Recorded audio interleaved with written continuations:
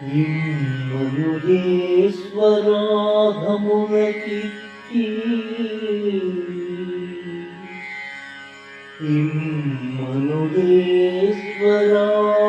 ఇమ్మనుజేశ్వరాధములకిక్కి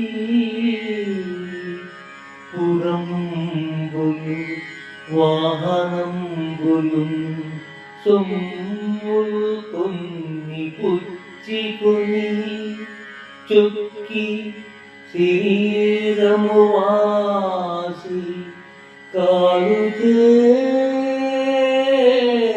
సమ్మెట భ్రేటులు పడక సమ్మతితో హరికిచ్చి చెప్పని బమ్మెర పొదరాజుకడు భాగవతంబు జగద్ధిదంబుగం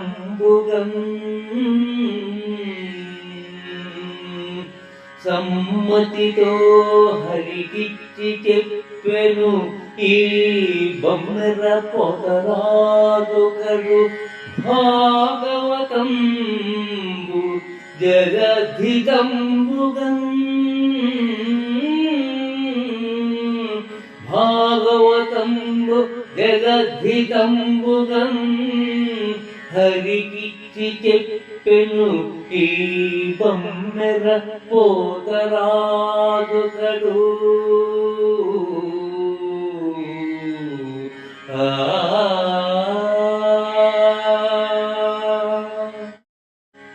మనుజేశ్వరాధములకు అనగా అధములైన రాజులకు అంకితం ఇచ్చి లంచముగా అగ్రహారాలు వాహనాలు సొమ్ములు పుచ్చుకొని శరీరాన్ని వదిలిపెట్టాక కాలుడు అనగా యముని చేతికి చిక్కి సమ్మెడ వేటులు పడడం కాకుండా సమ్మతితో ఆ శ్రీహరికి అంకితం ఇచ్చి ప్రపంచానికి హితం చేకూర్చే విధంగా బమ్మెర పోతరాజు భాగవతాన్ని చెప్పాడు.